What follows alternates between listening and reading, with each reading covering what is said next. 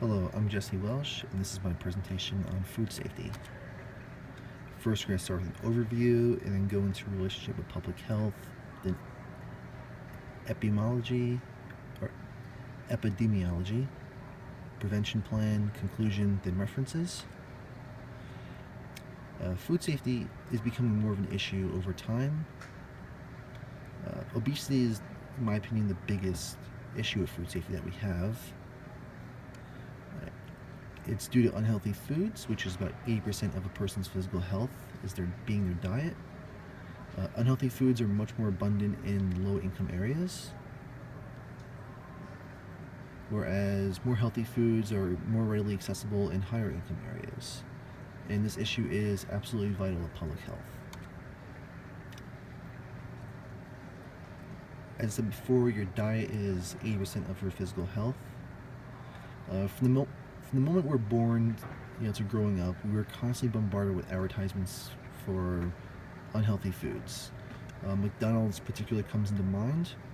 I recall the commercials of the Happy Meals and all the different toys that were available.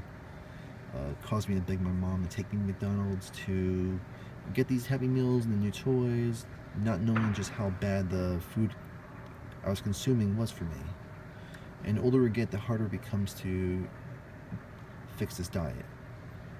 When I was 22, I was eating McDonald's and it caused me to get appendicitis. My appendix ruptured mid-surgery, it almost killed me, and I only stopped eating McDonald's for about a year after that, as crazy as that sounds. The only cause of preventable death in the United States that's bigger than obesity is smoking.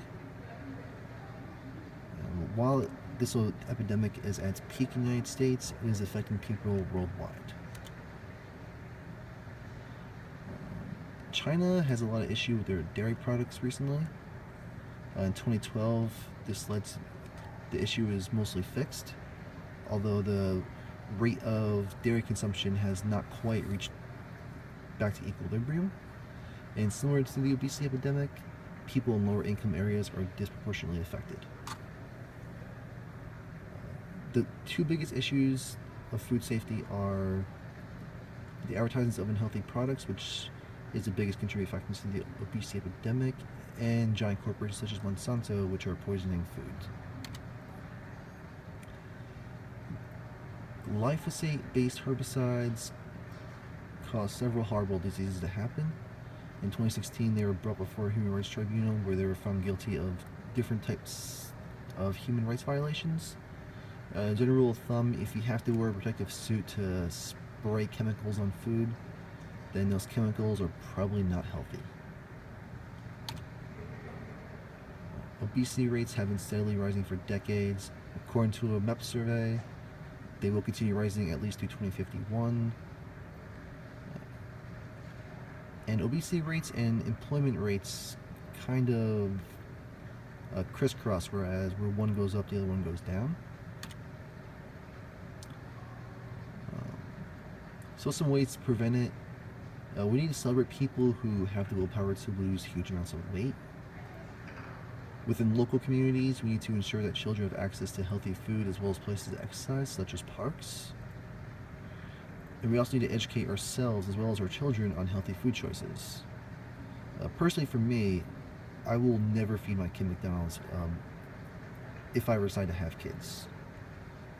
And I will make every effort to make sure they eat only healthy foods if at all possible. As I just mentioned, we need to do a much better job of monitoring our children's diet. That way they don't adopt the same bad habits that many of us unfortunately do. And on a much larger scale, we need to hold our elected officials accountable so they can properly regulate corporations such as Monsanto and prevent them from poisoning our foods. So as I said, this is not only requiring of a strong individual effort, but also a community one. Celebrating people who overcome obesity will inspire others. Educating our children on healthy food choices, and limiting their exposure to unhealthy choices as much as possible to ensure their health throughout their lives. And regulating corporations and banning use of dangerous chemicals will prevent a huge amount of diseases and deaths. And here are all my references. Thank you for your time. Have a great evening.